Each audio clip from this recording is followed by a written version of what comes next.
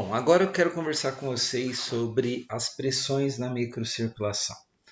Primeiro de tudo, é importante a gente falar um pouquinho sobre nomenclatura. Tem duas pressões importantes: pressão oncótica e hidrostática. Fiz questão de marcar aqui com cores diferentes. Agora, preste atenção, a pressão oncótica também muitas vezes é chamada de pressão coloidosmótica, enquanto que a pressão hidrostática muitas vezes é chamada de pressão osmótica.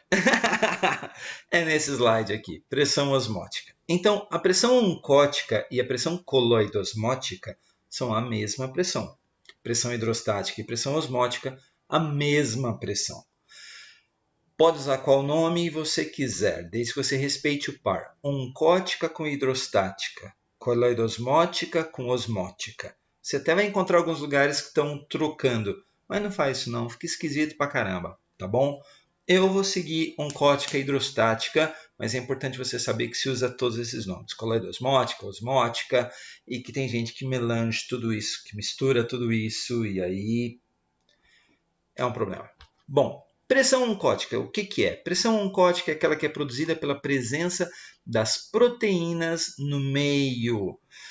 Você pode entender de uma maneira bem simples assim. Se eu tenho muitas proteínas, a tendência é que a água permaneça no local justamente para manter uma certa diluição entre elas. Você pode comentar também das terminações que atraem, montam pontes de ligação. Enfim, tudo isso. Fica fácil para vocês que manjam pra caramba de bioquímica. Mas aqui o que me importa é que você sempre lembre. Pressão coloidosmótica é aquela que indica a tendência de reter a água, que traz a água para o meio. Enquanto que a pressão hidrostática é justo o contrário, é aquela que é produzida pelo excesso de água no meio em relação ao meio contíguo, ou seja, eu tenho dois meios.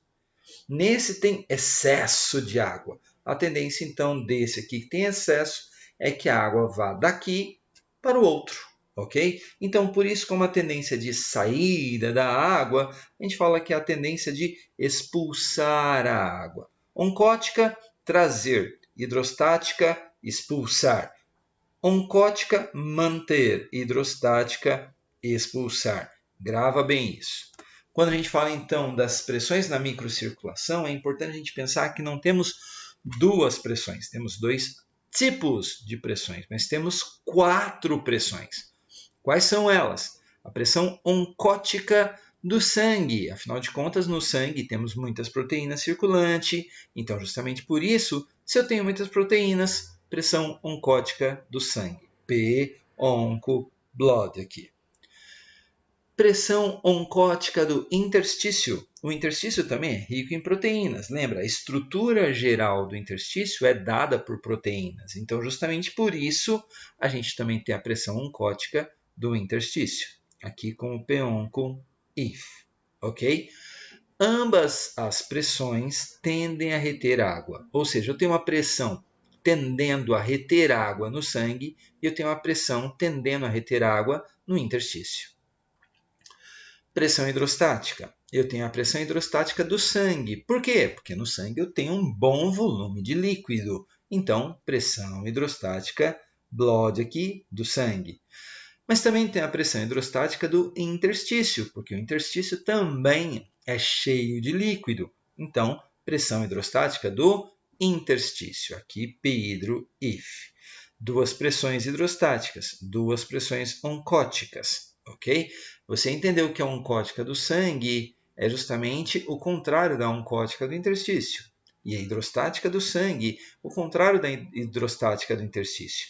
Enquanto a hidrostática do sangue fala vai água lá para o interstício, a do interstício está falando vai água lá para o vaso. Ou seja, elas brigam entre si, enquanto que as oncóticas tendem a cada uma ficar com a sua.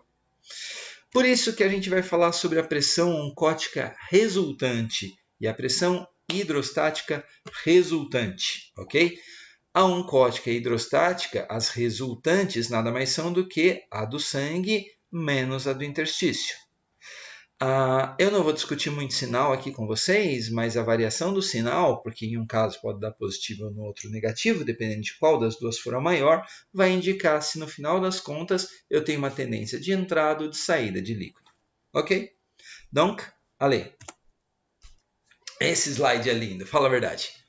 O que a gente tem aqui? Aqui ele está mostrando a tal da pressão resultante das pressões resultantes. É lindo demais. Por isso que eu não pus um Rzinho aqui, viu? Estava esperto no negócio. Pressão resultante é a pressão hidrostática menos a oncótica, ou seja, da água sair menos da água entrar. Na porção proximal do capilar, você percebe que eu tenho uma pressão hidrostática resultante de 32 milímetros de Hg, uma pressão oncótica resultante de 25 milímetros de Hg, ok? Com uma tendência de entrada versus uma tendência de saída. E aqui você percebe que a tendência de saída é maior do que a tendência de entrada. Resultado, nesta porção inicial do capilar, eu acabo tendo muito mais saída de líquido do que entrada. Se está saindo mais, a gente pode observar aqui, ó, no desenho de baixo, na metade de baixo do capilar, você observa aqui uma seta representando a filtração resultante. Então percebam que logo de cara sai muito mais. Dois detalhes importantes. Se eu pegar esse aqui, mais ou menos o meio é aqui, mas não é no meio que a coisa está equilibrada. O equilíbrio está mais para cá, tá vendo? Quando a pressão hidro é igual à pressão onco. Nesse ponto aqui, ó, eu não tenho nem entrada, nem saída, nem tendência de entrada, nem tendência de saída. É o ponto de equilíbrio. Só que está no meio do capilar? Não, está mais deslocado para o final. Dali em diante, a pressão de saída acaba ficando menor do que a pressão de entrada. Resultado, eu acabo tendo muito mais água entrando do que saindo. Por isso que aqui ele representou um desenho de uma seta aqui para o interior do capilar como absorção resultante. Então, no começo, a água sai, no final, a água entra, ok? Lindo isso. Mas volta aqui. É assim mesmo? Então é sai e entra? Não, você não tinha válvula e não era um capilar e não era troca. Na verdade, pessoal, ao mesmo tempo que eu tenho água entrando, eu também tenho água saindo. É claro! O detalhe é mais ou menos a história que a gente sempre fala. A gente aprende fisiologia na Praça da Sé. Mesmo na Praça da Sé, 5 da tarde, que tem 10 milhões de pessoas querendo entrar dentro do vagão, sempre tem uns 3 que querem sair para poder comprar alguma coisa na feirinha ali do lado. E o mais incrível, muitas vezes eles conseguem sair mesmo. Isso é que é inacreditável. Então, na verdade, o tempo todo eu tenho água saindo e eu tenho água entrando. Vamos brincar um pouquinho? Vamos pegar aqui bem no comecinho. Logo de cara sai um monte de água. Quando saiu um monte de água, o vaso ficou com menos água. Ou seja, a pressão hidrostática do vaso caiu. Presta atenção que essa parte é importante. A pressão hidrostática do vaso caiu. Se a pressão hidrostática cai, comparativamente falando, a pressão oncótica sobe.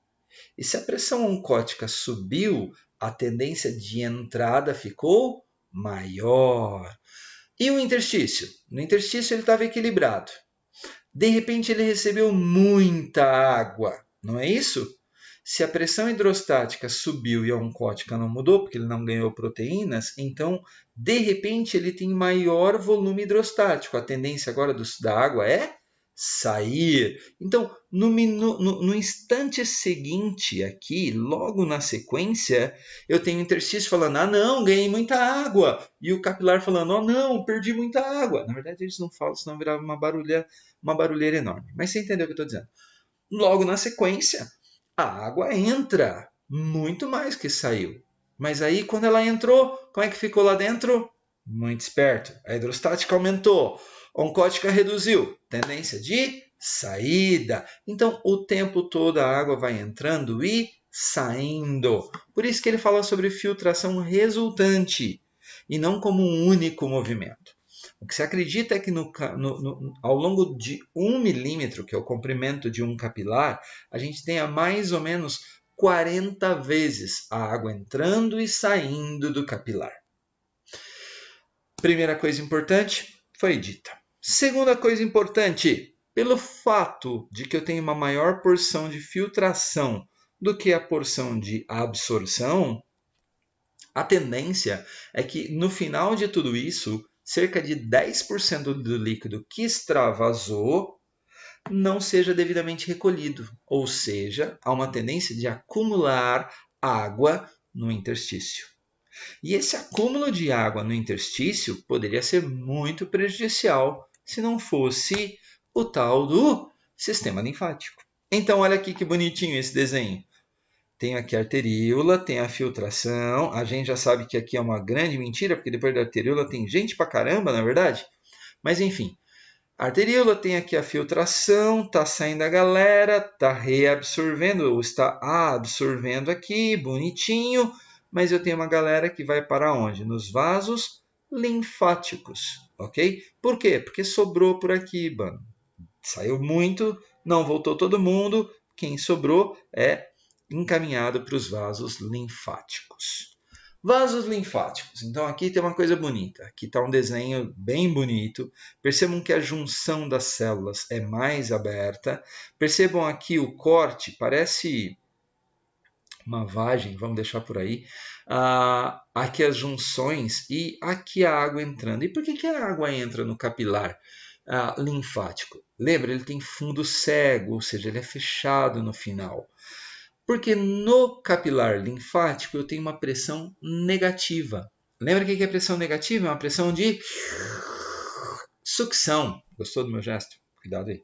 Uma pressão de sucção. E essa sucção, o tempo todo sugando, ou com uma palavra mais bonita, drenando. Ela vai drenando o excesso de líquido do tecido. Então, drenagem linfática é algo que existe naturalmente. É o fenômeno normal do organismo, ok?